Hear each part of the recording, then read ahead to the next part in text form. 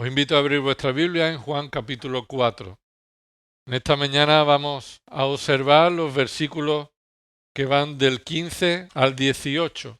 Estamos en el contexto de esta conversación, esta escena en la que Jesús habla con una mujer samaritana, y la enseñanza de este pasaje se centra en presentar a Jesús como el Salvador del mundo. En esta primera parte, en la conversación de Jesús con la mujer samaritana, vemos que Cristo provee salvación para todo el mundo.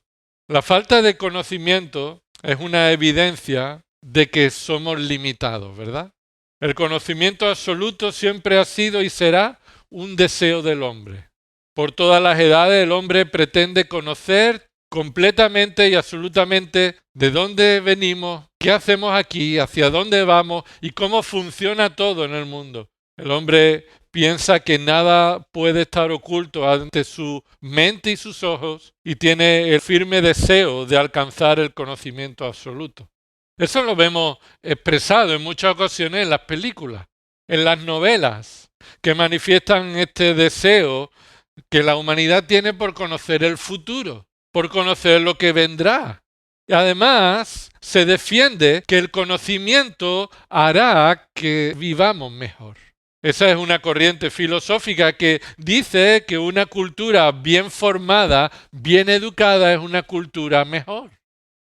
Pero cada vez se hace más evidente que cuanto más sabe el hombre, más lo usa para su pecado. Cuanto más sabe el hombre, mayor uso hace de lo que sabe para sus propios intereses particulares. Y llevan cada vez más y más, no a la mejoría y al bienestar, sino al pecado. Además, escucha, el hombre se aprovecha de que haya cosas que no se sepan. Lo vemos claramente en los políticos. Los políticos se aprovechan de que haya cosas que no se sepan. Lo vemos en los niños. Los niños se aprovechan de que haya cosas que los padres no sepan. Lo vemos en el matrimonio. Muchos matrimonios prefieren que haya cosas que no se sepan dentro de la relación conyugal. Así que el hombre sabe que que hay áreas en las que mejor que no se sepa, porque así nuestros pecados se mantendrán en esa esfera, lo que la palabra de Dios dice, la oscuridad. Y el pecado, la Biblia enseña que nace ahí, en ese lugar más secreto del ser humano. Santiago 1, versículos 14 y 15, dice Santiago que el hombre cuando peca no es tentado de parte de Dios, sino que es tentado por su propia pasión. Así que cuando dentro de sí en su pasión desea el pecado y concibe el pecado, esto da luz a la muerte. Es en el corazón del hombre, en el secreto, sin que nadie sepa nada, donde nace el pecado. Y en el pasaje que esta mañana vamos a estudiar, nos ayuda a mostrar quién es el Señor. Y es más, este pasaje nos expondrá y nos recordará y nos enseñará que no hay nada oculto ante sus ojos. Cristo tiene un conocimiento perfecto de todas las cosas, y eso incluye las áreas más oscuras de tu propia vida, las áreas más secretas de tu vida. Aquí en los versículos del 1 al 30 estamos aprendiendo 9 características de Cristo como aquel que es el único que provee salvación. Nadie más puede proveer salvación al mundo sin distinción, sino solo Cristo. Estas características de Cristo como Salvador no solo son rechazadas por los incrédulos, sino que los creyentes se nos olvida. En muchas ocasiones los creyentes que ya conocemos a Cristo se nos olvida sus características y entonces vivimos vidas que no son conforme a su voluntad. Así que esta característica de Cristo no tiene solo el propósito de traer a los inconversos, los que no creen en Cristo como Señor y Salvador, razones para desmantelar todos sus argumentos de por qué no creen, sino que traen a los creyentes recordatorios para que confiemos en el Señor y sigamos viviendo en dependencia y sometidos a su voluntad. La primera característica que vimos es que Cristo es el soberano. El texto nos enseña que Él está guiando todas las cosas para traer salvación a los que Dios ha escogido. La segunda característica es que Cristo es el Salvador humano. Él no solamente es Dios, sino que Cristo se hizo hombre para ser, como hemos leído en Hebreo, un perfecto sacerdote, un perfecto mediador. Vivir una vida perfecta y morir en la cruz por una muerte que no le correspondía a él, para así poder pagar el rescate de aquellos que Dios escogió salvar. En tercer lugar, hemos estudiado que Cristo es el Salvador misericordioso. El Salvador misericordioso. La mujer no le habría dado agua, pero él le dijo a la mujer, si tú le hubieras pedido a él, él te hubiera dado. Esa es la obra misericordiosa, que él nos da la salvación, nos provee del agua de vida, vida eterna, por misericordia y no por derecho, porque él ha venido a salvar, a buscar lo que se había perdido por misericordia. Y el domingo pasado estudiamos la cuarta característica de Cristo como aquel que provee salvación a todo el mundo sin distinción, porque Él es capaz y supremo. Él es capaz y supremo, no necesitaba cubo ni soga. Él no necesitaba demostrar que es superior a Jacob, sino que Él tiene el poder para cumplir sus palabras y sus promesas y proveer salvación a los pecadores. En esta mañana nos vamos a centrar en los versículos 15 al 18. Vamos a leerlos juntos. Dice así la palabra del Señor. La mujer le dijo, Señor, dame esa agua para que no tenga sed ni venga hasta aquí a sacarla. Él le dijo, ve, llama a tu marido y ven acá. Respondió la mujer y le dijo, no tengo marido. Jesús le dijo, bien has dicho, no tengo marido. Porque 5 maridos has tenido y el que ahora tienes no es tu marido. En eso has dicho la verdad. Hasta aquí vamos a parar. Aquí observamos en estos versículos que Cristo es el Salvador que provee salvación a todo el mundo sin distinción porque es omnisciente, por su conocimiento perfecto y completo. Cristo tiene un conocimiento completo y perfecto de todas las cosas. Pero en primer lugar, lo que vemos en estos versículos, versículo 15, es que el hombre rechaza reconocer su mayor necesidad. Cuando Jesús está hablando con esta mujer samaritana, ella está ilustrando cómo los pecadores reaccionan cuando se les expone a una necesidad espiritual. Jesús le ha dicho que le va a dar un agua diferente. Recuerda que le dijo en el versículo 13, Jesús respondió y le dijo, todo el que beba esta agua volverá a tener sed. Versículo 14, pero el que beba del agua que yo le daré no tendrá sed jamás, sino que el agua que yo le daré se convertirá en él en una fuente de agua que brota para vida eterna. Así que Jesús le ha apuntado ya a su ámbito de mayor necesidad, que no es el agua física, sino la satisfacción de la vida eterna, ya que está muerta en sus delitos y pecados. Así que esta mujer, siendo expuesta al hecho de que hay 2 aguas diferentes, 2 necesidades diferentes, y su mayor necesidad es la de recibir vida eterna, ¿cómo responde ella? ¿Cómo responde ella? Sí, dame de ese agua para tener vida eterna. ¿Qué dice en el versículo 15? La mujer le dijo, Señor, dame esa agua, pero observa que dice, para que no tenga sed ni venga hasta aquí a sacarla. Observa que aquí el énfasis es que la mujer rechaza de nuevo reconocer que su mayor necesidad es espiritual y se centra todavía en lo material, en lo físico. Mira ahí ese versículo 15. Señor, de nuevo aquí la mujer expresa el respeto, la educación. No es un reconocimiento de la autoridad suprema de Cristo. Así que ella continúa hablando con respeto a nuestro Señor Jesucristo, pero encontramos el primer reconocimiento que la mujer tiene hacia Jesús para pedirle algo. Aquí algo cambia en la conversación. Es la primera vez que en la conversación la mujer no tiene reproche. Es la primera vez que es la mujer la que le pide a Jesús. Toda conversación empezó como Jesús le dijo, mujer, dame de beber. Pero es la primera vez en la que es la mujer la que dice, Señor, dame esa agua. Aparentemente hay personas que pueden mostrar cierto interés por Dios, cierto interés por venir a Cristo, pero las razones aún no son las adecuadas. Personas que se sienten bien, se sienten cómodas, se sienten dentro de un grupo o alguna satisfacción encuentran en buscar a Dios, pero aún sus motivaciones no son las adecuadas. Incluso personas que teniendo grandes negocios inauguran sus tiendas con curas y con propósitos de dar gloria a Dios, pero su camino, sus propósitos están alejados de Dios. Esta mujer samaritana ha pasado de poner en duda a Cristo, que tenga capacidad y reconocer que pueda ser alguien más importante que Jacob, ha pasado a pedirle ese tipo de agua, ese agua que él le promete. Observa ahí el verbo que utiliza esa mujer.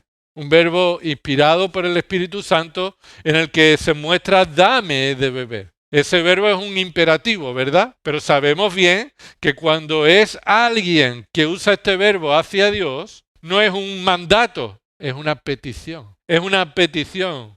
Así que el énfasis en la conversación con Jesús hasta el momento ha sido ella necesita conocer a Jesús y reconocer su propia necesidad para pedirle a Él que le provea del agua de vida. Esta es la necesidad de todo ser humano.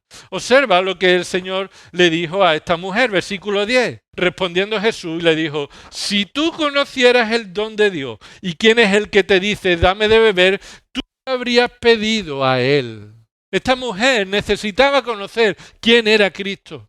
¿Y cuál es el don que necesita de Dios? Entonces ella le habría pedido a Él y Él te hubiera dado, dijo el Señor Jesucristo. ¿Pero qué hizo la mujer en el versículo 15? Dame esa agua. Lo pidió, pero no para satisfacer su necesidad espiritual, sino para satisfacer su comodidad temporal. Su comodidad temporal. Muchas personas vienen a Cristo para que le solucione la papeleta de ahora, pero no reconociendo su necesidad espiritual. Para que le ayude en su enfermedad, para que le ayude en sus problemas, en su trabajo, en todas esas cuestiones. Es más, los creyentes se nos olvida que Cristo no está para eso en nuestra vida. Y en ocasiones vamos a Cristo cuando ya la cosa se pone cruda. Entonces nos damos cuenta que hemos estado siguiendo a Cristo en muchas ocasiones para nuestra necesidad temporal y no por quién es Él, por nuestra necesidad espiritual. Así que podemos concluir al escuchar la reacción de la mujer a la enseñanza de Jesús, que ella está entendiendo y sabiendo algo más, pero aún ella todavía está resistiéndose a reconocer su verdadera necesidad. Y esto es lo que pasa a los que no han creído en Cristo. Rechazan reconocer su responsabilidad, su verdadera necesidad. No se ven tan malos como se les dice, no se ven tan necesitados de salvación como la Biblia dice.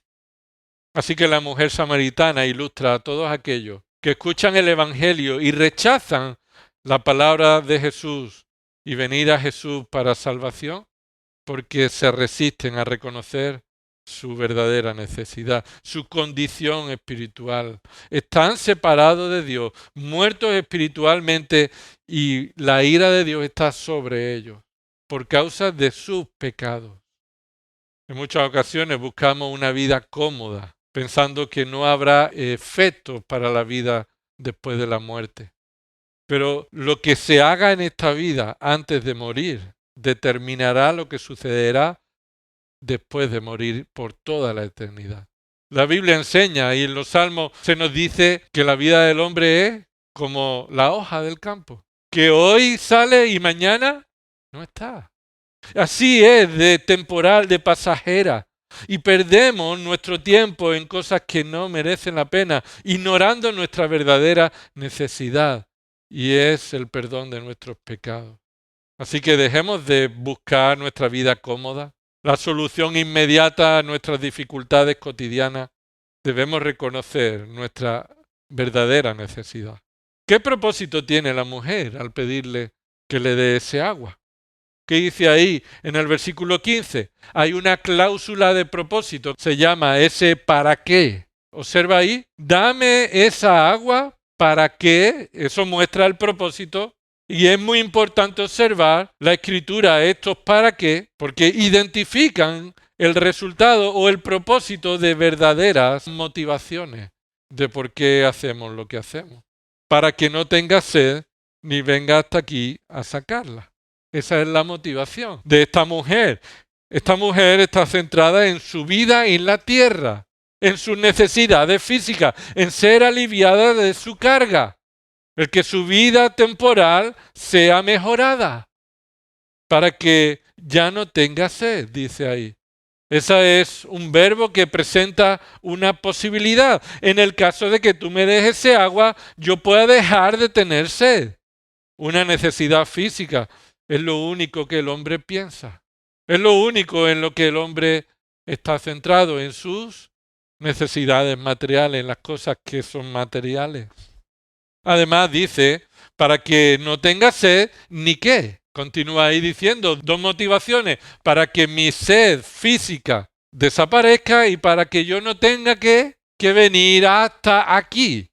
Aquí la referencia no tenga que venir hasta aquí a sacarla, está mostrando que ella tiene que hacer diariamente un recorrido largo. Hay una incomodidad en su vida grande, una necesidad grande. Ese verbo venir en el original se debe traducir como atravesar. Es decir, no tenga que hacer un camino tan largo como se usa en Juan 4:4. Ahí en el mismo relato, dice el versículo 4:4. Y tenía que pasar por Samaria. Es el mismo verbo. Pasar por Samaria es hacer un camino largo, atravesar una senda larga. Así que esta mujer no solamente tenía sed todos los días y por eso tenía necesidad de agua, sino que para conseguirla tenía que andar un camino largo. Nuestra vida se ha vuelto muy cómoda, ¿verdad? Tenemos un grifo que abre y directamente sale el agua. Pero muchos de vosotros podríais contarnos a los más jóvenes lo que costaba traer agua o ciertos recursos que hoy es más fácil, pero en años atrás había que hacer incluso muchos kilómetros. Incluso no teníamos coche o no había coche y había que ir con otros medios. O como esta mujer, tenía que ir andando y tenía que ir con su cántaro, como otras muchas mujeres lo tenían que hacer. El punto es que la mujer está dispuesta a aceptar que Jesús le puede satisfacer un área de comodidad física, de comodidad personal. Está mostrando que su motivación está centrada en su vida en la tierra, en su comodidad en la tierra, en aliviar sus cargas, en el que su vida sea mejor. Y pensamos que nuestra vida será mejor si tenemos mejores recursos. Y eso es lo que el hombre está centrado, dispuesto a aceptar que Dios, si quiere ayudarme, que me mejore la vida en los recursos. Eso es lo que yo espero que Dios haga conmigo, dice los hombres que no tienen temor de Dios. Muchos dicen, bueno, si Dios existe y tenemos que adorarle como Dios, ¿por qué hay tanto sufrimiento? ¿Por qué hay tantas necesidades? Él debería demostrar su existencia y ganarse nuestra adoración quitando todos los problemas de esta tierra. Ante ese argumento, los hombres deben escuchar la palabra de Dios. Un día lo hará, un día lo hará. Un día Cristo volverá y pondrá orden en esta tierra. Y aquellos que no han reconocido a Cristo como Señor y Salvador serán de aquellos que Cristo quitará de esta tierra. El Evangelio, hermanos, amigos, escucha, el Evangelio no se presenta para traer comodidad a tu vida. El Evangelio se presenta en muchas ocasiones para atender necesidades físicas, para atender necesidades sociales. El Evangelio no es dado para hacer de este mundo un mundo mejor y justo. ¿Lo escuchas bien? El Evangelio no es para hacer de este mundo un mundo mejor y justo y para cubrir tus necesidades físicas temporales. El Evangelio no está centrado en el hombre, está centrado en Dios. El Evangelio no es para cumplir los propósitos carnales, humanos y egocéntricos. No podemos negar que aquellos que escuchan el Evangelio se arrepienten de sus pecados y creen en Cristo como Señor y Salvador. Eso tendrá un impacto positivo en su vida como nada lo puede hacer. Su vida cambiará, pero no necesariamente en lo material, sino en su corazón. Enfrentará las necesidades y los problemas de una manera diferente. Tendrá esperanza, tendrá recursos en la palabra de Dios, en el Evangelio, para enfrentar con gozo, con paz, con esperanza, todo lo que Dios permite en nuestras vidas. Pero claramente Jesús le enseñó acerca del resultado eficaz y único de acudir a Él con fe para tener vida eterna. Así que la mujer está mostrando públicamente que su mayor problema es ¿cuál? Tener que venir tantos kilómetros para venir a este pozo y sacar agua de un pozo tan hondo, como dice el texto. Así que el énfasis del hombre es estar dispuesto a que Dios satisfaga sus necesidades, ¿cuáles? Materiales. Pero no está dispuesto a reconocer que su mayor necesidad es espiritual. A continuación, la mujer es confrontada entonces con este conocimiento más profundo. La mujer, así como todos nosotros, procuramos mantener en secreto nuestra vergüenza. Nuestra mayor necesidad está en el corazón del hombre, pero es una necesidad que nos avergüenza, que nos humilla. Y no solamente los inconversos necesitan saberlo, sino los creyentes necesitamos recordarlo. Así que, versículo 16, Jesús atiende a esta petición. Jesús escucha a la mujer samaritana que le pide agua y como Jesús dijo, por supuesto que le va a dar agua. Pero antes de darle agua, la va a exponer a su verdadera necesidad espiritual. Jesús aquí apunta a su secreto. Saca a la luz su necesidad espiritual, su vergüenza y revela ser Dios por tener un conocimiento profundo, sobrenatural de esta mujer. Versículo 16, míralo. Jesús le respondió a esta mujer, ve, llama a tu marido y ven acá. Aclaremos algo en primer lugar. Algunos han desviado el sentido de esta respuesta de Jesús y lo han hecho en dos sentidos equivocados. En primer lugar, algunos se equivocan cuando dicen que Jesús está cambiando de tema porque no le responde a la mujer con lo que le está pidiendo de agua. Pero claramente eso es erróneo, ya que Jesús no solo le ofrece el agua a ella, sino también ¿a quién? A su marido. Así que ahí Jesús no está cambiando de tema, sino está exponiendo que no solamente el agua es para ella, sino también es disponible para otros, como podría ser su marido. En segundo lugar, algunos se equivocan cuando suponen que Jesús está desechando a la mujer porque no se entera del tema, porque no está aceptando su verdadera condición. Así que algunos dicen equivocadamente que Jesús le está diciendo que vaya a buscar a su marido para que pueda hablar con su marido, ya que ella no se está enterando de la situación. No encontramos en ningún lugar en la Escritura, en el texto, que pueda apoyar ese hecho. Jesús no responde a la mujer dándole lo que ella espera recibir. Eso sí es lo que vemos. Jesús no le da a la mujer lo que ella espera recibir. Jesús responde a la mujer con 3 mandatos. Obsérvalo ahí. Ve, llama y ven.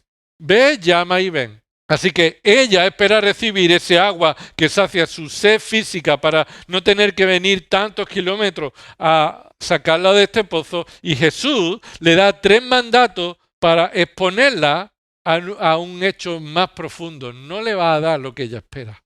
Jesús no desconoce nada de la mujer, sino que pone a prueba la respuesta de la mujer.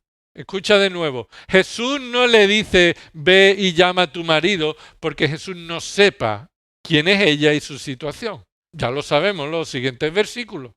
Que es Jesús quien le destapa todo lo que ella ha intentado mantener en secreto. Así que escucha, cuando Jesús hace una pregunta en el texto bíblico, no es porque desconozca la respuesta. Cuando Jesús está en medio de una multitud y todos están ahí apretándole porque van a sanar a la hija de un hombre, ¿Recuerdas qué pasó? Jesús se dio la vuelta y dijo, ¿quién me ha tocado? Y los discípulos dijeron, pero vamos a ver, maestro, si estamos todos aquí apretados, pues te estamos tocando mucha gente. Y Jesús aclaró, no, porque yo he notado que salía poder de mí. Jesús no estaba desconociendo la situación, sino que estaba dando oportunidad a que una mujer guiada por la fe que Dios le ha dado manifestara voluntariamente el testimonio de la sanidad que había recibido de parte de Jesús. Cuando Dios dice en el huerto a Adán, ¿dónde estás? ¿Has tomado del árbol que yo te mandé que no tomara? ¿Es que son preguntas que Dios desconoce? No, de ningún modo. Sino que Dios hace preguntas para poner a prueba nuestra respuesta o para dar una oportunidad que se manifieste cómo es nuestro corazón en esa situación.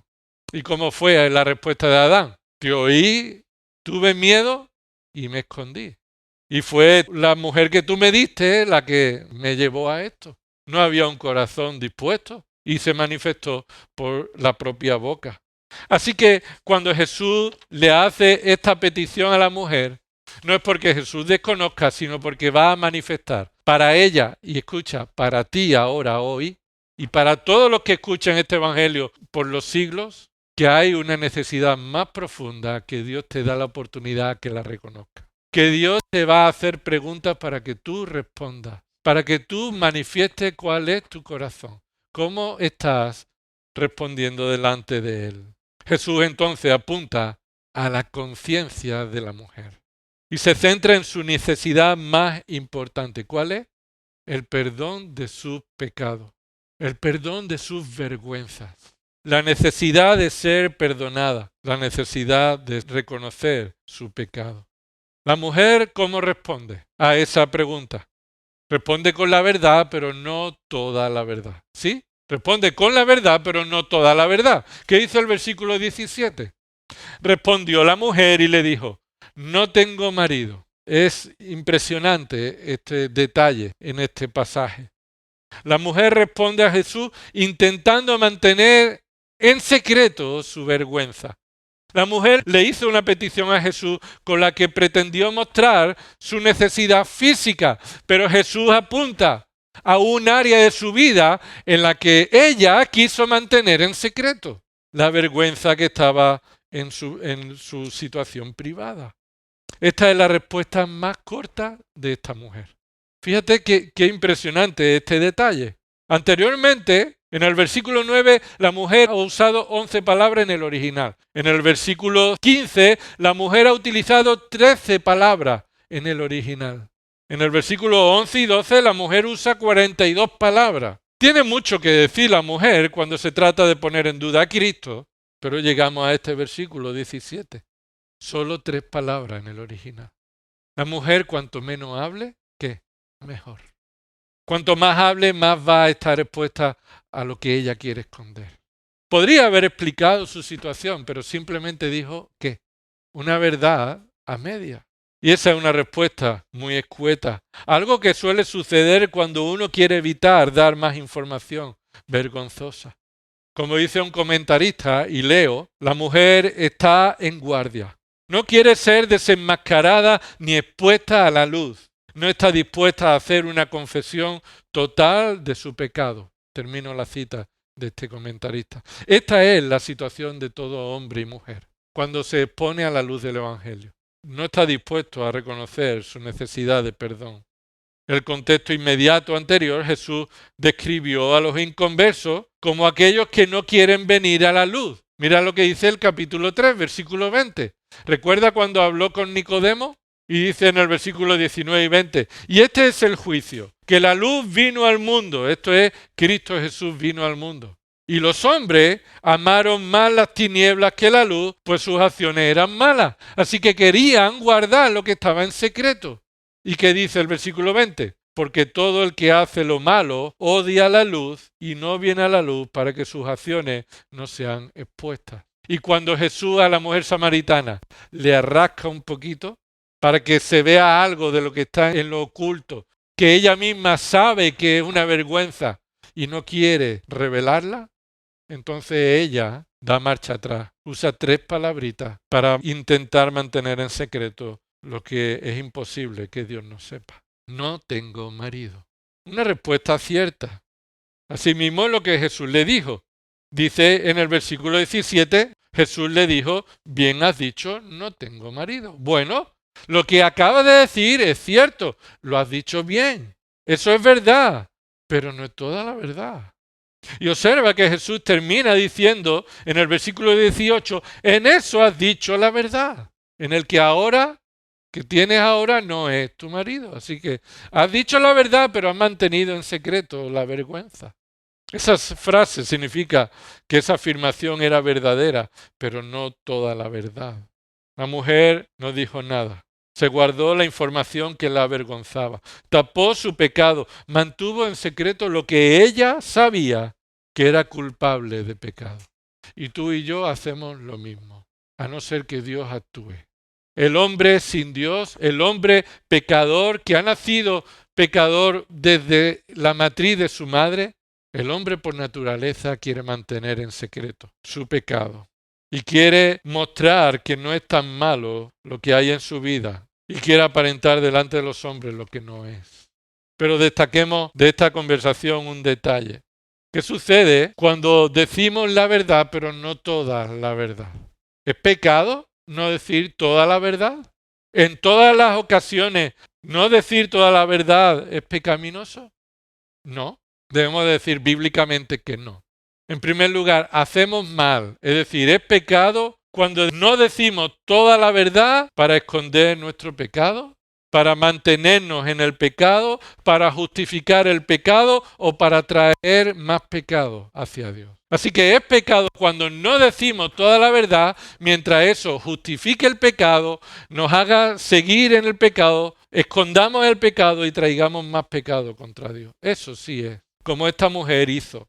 No hizo bien esta mujer al guardar su pecado en los secretos. Su intención fue la de mantener en secreto su pecado y así no reconocer que necesita el perdón del pecado, la salvación.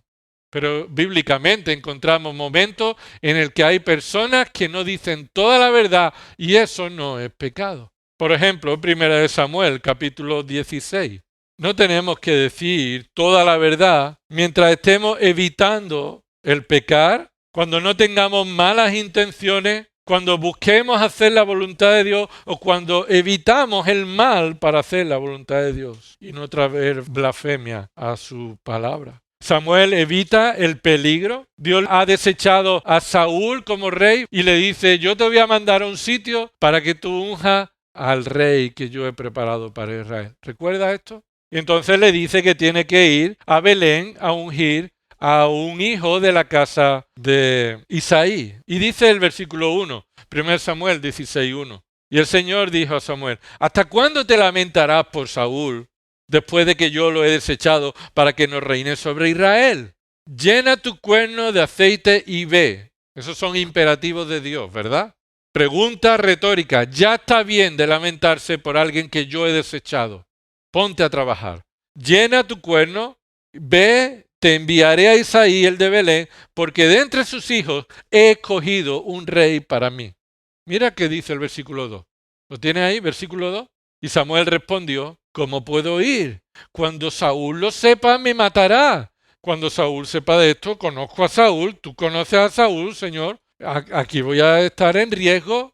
¿Cómo lo vamos a hacer? Y dice el Señor, mira lo que dice ahí. Toma contigo una novilla y di, he venido a ofrecer sacrificio al Señor. Invitarás a Isaí al sacrificio y yo te mostraré lo que habrás de hacer. Entonces me ungirás a aquel que yo te indique. Aquí Dios le está dando una oportunidad para no decir toda la verdad, no para mantener el pecado, no con malas intenciones, no para traer blasfemia a Dios, sino precisamente para buscar la voluntad de Dios, para hacer la voluntad de Dios.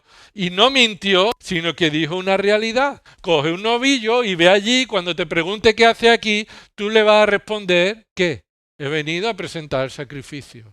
No tienes que decir, he venido a ungir al rey de Israel. Así que hay ocasiones, hermano, y esto, cuidado, no tomemos esto para decir, bueno, voy a no decir toda la verdad. porque se trata de las motivaciones que hay detrás. Y en este caso, el no decir toda la verdad en el caso de Samuel estaba respaldado por la voluntad de Dios. Pero aquí el punto más importante en esta conversación de Jesús con la mujer samaritana fue la realidad de que Cristo es omnisciente. Cristo es omnisciente y confronta nuestro pecado sin que podamos conseguir mantenerlo en secreto. Esa era la intención. Jesús le dijo a esta mujer, en esto has dicho la verdad. Y el punto es que nada podemos mantener en privado. Nada podemos mantener en secreto. Aunque aparentemos externamente otra cosa. Escucha, tú sabes la verdad. Dios le ha dado al hombre conciencia para saber que es pecador.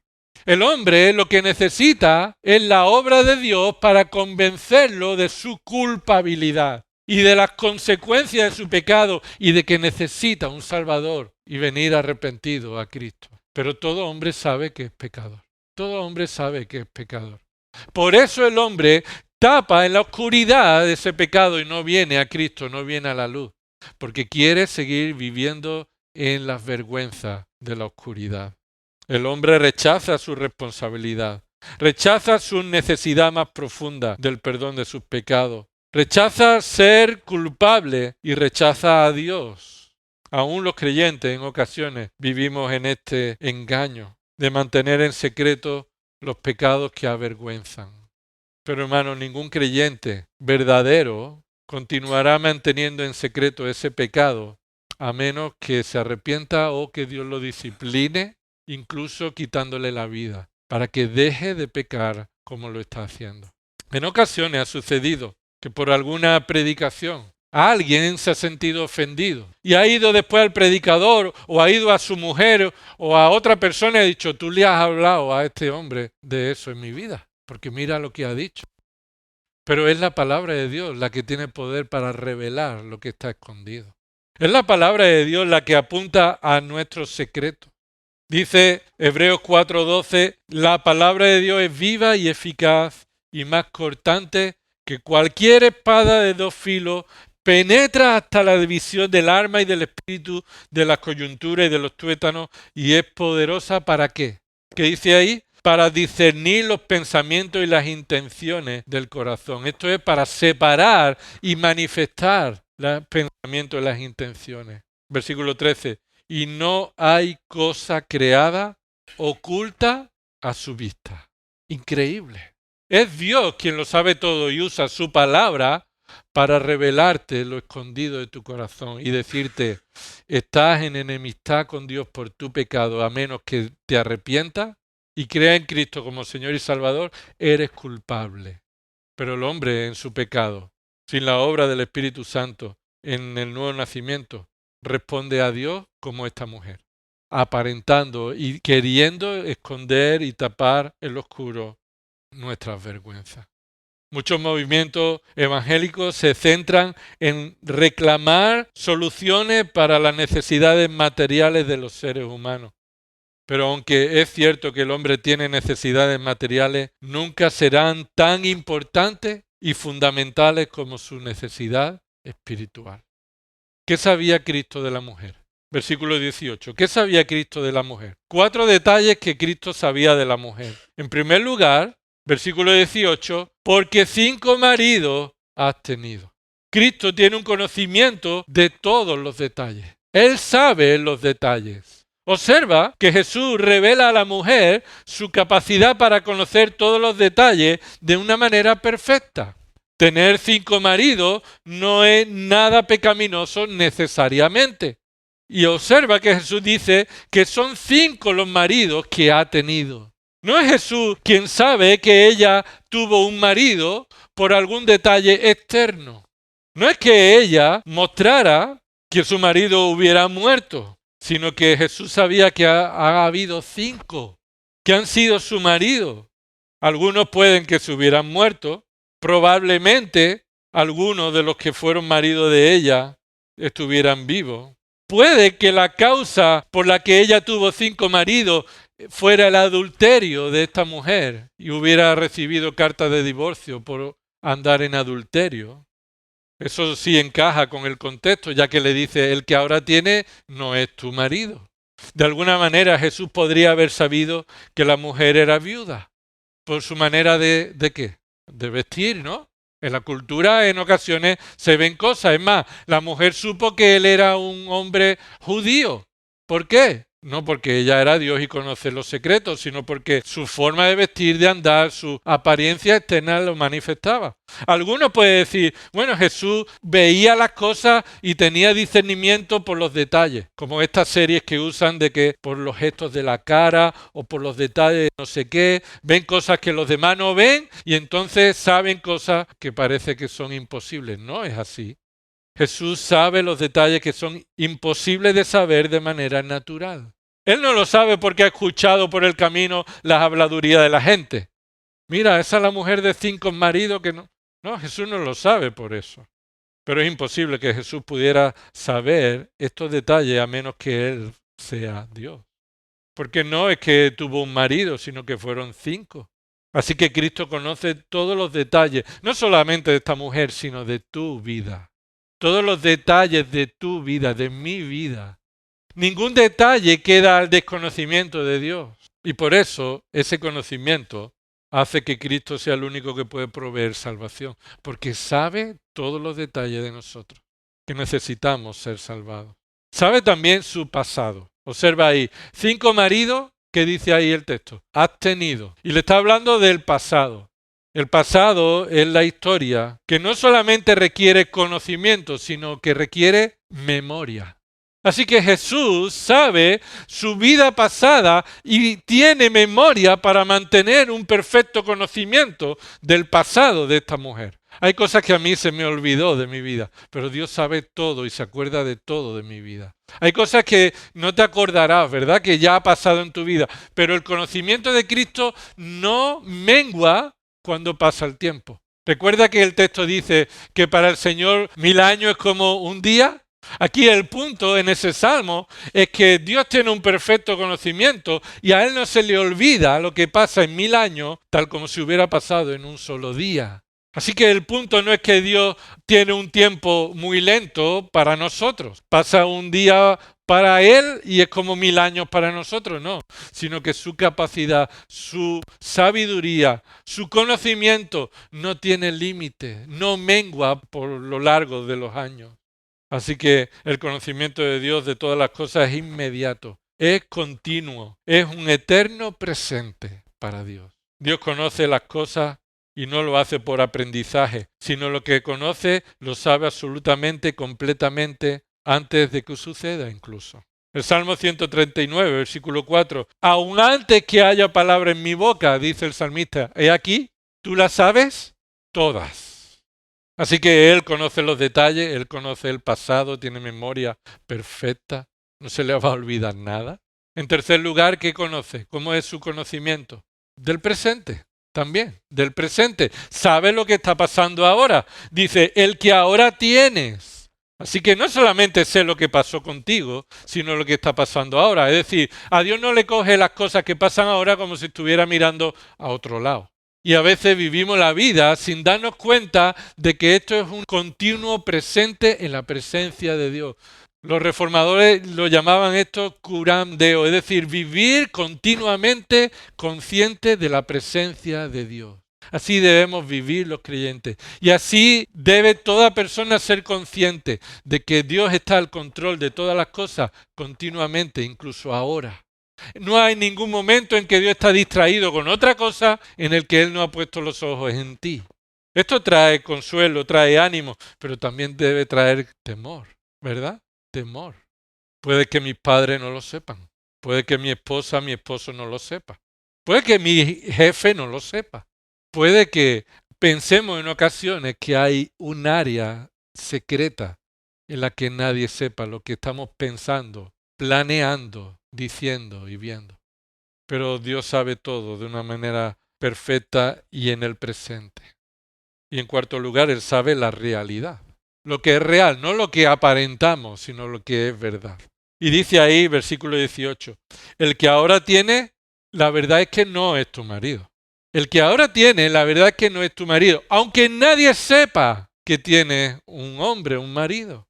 La frase, escucha esto con atención, es importante.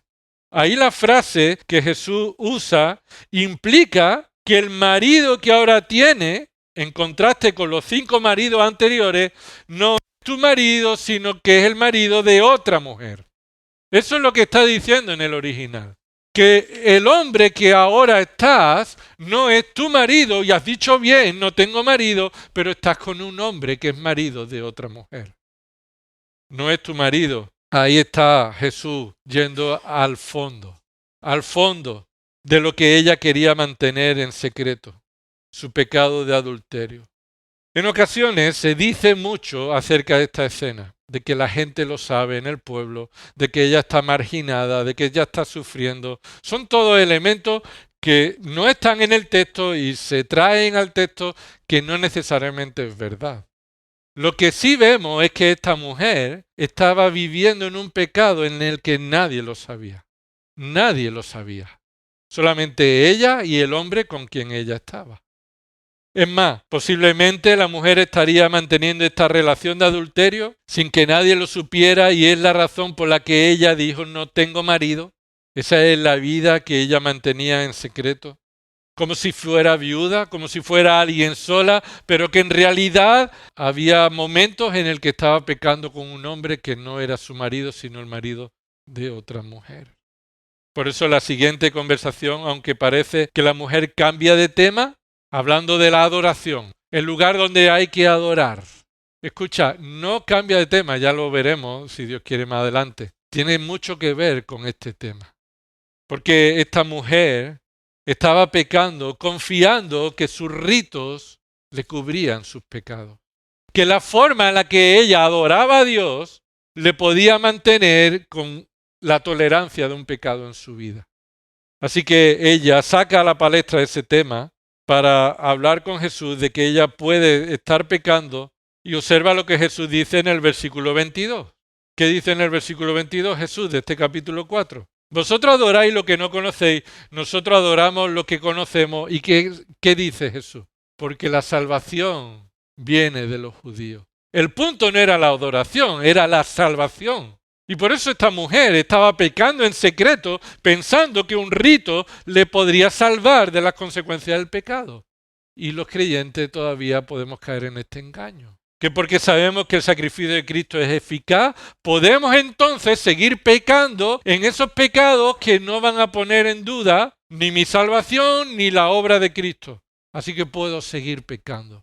No es cierto. Cuidado con ese pensamiento no bíblico y que tiene el propósito de permitir el pecado, tolerar el pecado en nuestra vida. El conocimiento de nuestros detalles no evita que por su gracia seamos salvos. Es decir, Cristo supo todo de esta mujer y no usó ese conocimiento para juzgar a la mujer, sino para traer por gracia ¿qué? Salvación a la mujer. Salvación a la mujer. No es el desconocimiento de Dios lo que hace que salve a los pecadores. Y Dios tenga gracia con pecadores porque Dios no conozca todos los pecadores que son. No es que Dios salve porque le falte conocimiento de los detalles. Dios no puede salvar a alguien y decir, si hubieras sabido cómo eras tú, no te hubieras salvado. Sino precisamente el conocimiento que Dios tiene de ti. Por esa razón, Él te ofrece la salvación por gracia, sabiendo todos los detalles de tu vida. Pero no para que continuemos viviendo así, sino para que cambiemos de dirección y nuestras vidas sean transformadas. Él nos conoce y por esa razón nos salva con gracia. Porque sabe que nosotros ponemos excusas continuamente y decimos, hombre, tú sabes, yo no soy tan malo. Hombre, tú sabes, si me mejorara esto en mi vida, entonces sí. Él sabe cómo somos y por eso Él hace la obra de la salvación. Porque si Dios no salvara a alguien, nadie sería salvo. En eso has dicho la verdad. ¿Cómo supo Cristo todos estos secretos de la mujer? Lo supo porque Él es Dios. Aunque también es humano y desde niño aprendió detalles como un niño y aprendió intelectualmente como un niño, Él tuvo que aprender a sumar, a restar, a dividir y a hacer las cosas como un niño, un humano. Y él no usó su conocimiento omnisciente para enfrentar su humanidad, pero sí usó su conocimiento omnisciente como Dios para predicar el Evangelio, para mostrar quién es Él, para revelar que Él es el Hijo de Dios. Por eso, el Evangelio de Juan tiene fuertes énfasis en el conocimiento sobrenatural de Jesús. Mira el capítulo 1, versículo 47. Está Natanael que viene a Jesús, dice el versículo 47, Jesús vio venir a Natanael y dijo de él, he aquí un verdadero israelita en quien no hay engaño. Natanael le dijo, ¿cómo es que me conoce? Jesús le respondió y le dijo, antes de que Felipe te llamara, cuando estabas debajo de la higuera, te vi. ¿Y qué respondió Natanael? Natanael respondió, Rabí, tú eres el Hijo de Dios, tú eres el Rey de Israel. No le hizo falta. Ese conocimiento sobrenatural divino de Cristo manifestó que Él era el Hijo de Dios, que era el Rey de Israel. ¿Qué estaba haciendo Natanael allí? Pues ya lo estudiamos en su día, no sabemos. No sabemos, pero lo que Jesús dijo que vio allí en ese momento era algo que Natanael sabía, que era un conocimiento sobrenatural. Mira el capítulo 2, versículo 23. Cuando estaba en Jerusalén, durante la fiesta de la Pascua, muchos creyeron en su nombre al ver la señal que hacía. Esto es creer aparentemente, externamente. Muchas declaraciones de personas que decían creer en él por ver las señales. Pero ¿qué dice el siguiente versículo? Pero Jesús, por su parte, no se confiaba a ellos porque conocía a todos. ¿Y qué? Y dice, versículo 25, y no tenía necesidad de que nadie le diera testimonio del hombre, pues él sabía lo que había en el hombre. Esto es el énfasis de Juan. Cristo es Dios porque tiene un conocimiento sobrenatural. Él es omnisciente. No necesita ver al hombre sus gestos para ver lo que hay dentro del hombre. No es psicológicamente avanzado para ver las personalidades que se arrasca cuando miente y que no sé qué. No, Él es Dios y sabe lo que hay en el corazón del hombre. En el tuyo y en el mío. Y por eso te ofrece el agua de vida. Porque sabe lo que hay en tu corazón. Sabe cuál es tu verdadera necesidad. Juan 6, 63, 64. Cuando Jesús también está ahí mostrando que Él conoce todas las cosas. Y Él sabía desde el principio quiénes eran los que no creían y quién era el que le iba a traicionar. Así que Judas no pudo engañarlo. Juan capítulo 16, versículo 28 al 33. Los discípulos reconocieron que Jesús ahora conoce todas las cosas. Ahora sabemos que conoce todas las cosas. Y eso le dice, ¿ahora lo sabéis? ¿Ahora lo sabéis? Y así somos nosotros también. Se nos olvida que Dios conoce todas las cosas. Es más, Él conoce de manera especial, establece una relación de amor. Él escoge, Él llama, ama, conoce íntimamente a aquellos que Él salva. Juan 4, versículo 29. Mira que dice, venid, ved a un hombre que me ha dicho todo lo que yo he hecho. ¿No será este el Cristo? Esa fue la reacción de esta mujer. La mujer, escucha, ya sabía que este era el Cristo. Pero viene a los hombres de la ciudad a los que se les hace las preguntas. No a los hombres a los que se les viene a enseñar, sino a los hombres a los que se les viene a preguntar. Y la mujer terminó con esta conclusión. Me ha dicho todo lo que yo he hecho. Este es el Cristo. Y a día de hoy, este es el conocimiento absoluto que Dios tiene de tu vida. ¿Cómo vas a responder? ¿Vas a responder con arrepentimiento? ¿Vas a creer la palabra de Dios y pedir a Dios que te salve, reconocer a Cristo como tu Señor y Salvador? ¿O vas a seguir tapándolo en un velo que para Dios es transparente? ¿Qué pasará en el momento de tu muerte? ¿Cómo responderías si te dijeran el día que vas a morir y cómo vas a morir? ¿Cómo responderías? La mayoría de las personas podrían responder diciendo, pues voy a evitar que eso suceda. Pero Cristo sabía perfectamente cuándo iba a morir y cómo iba a morir. Y Él enfrentó esa realidad en obediencia para salvar a los pecadores que creen en Él. ¿Vas a tapar tú? ¿Vas a pretender tapar lo que Dios sabe perfectamente? Así que adoremos al Trino Dios por su conocimiento y por la gracia que nos ha dado. Reconozcamos que Él sabe todo de nosotros y nada podemos esconder de Él.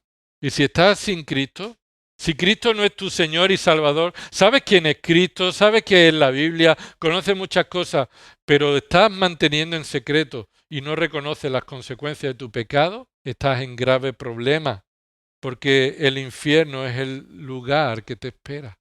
Así que arrepiéntete de tu pecado, reconoce que eres culpable y que mereces el castigo eterno y que solo por medio de Cristo la ira de Dios puede ser quitada de ti.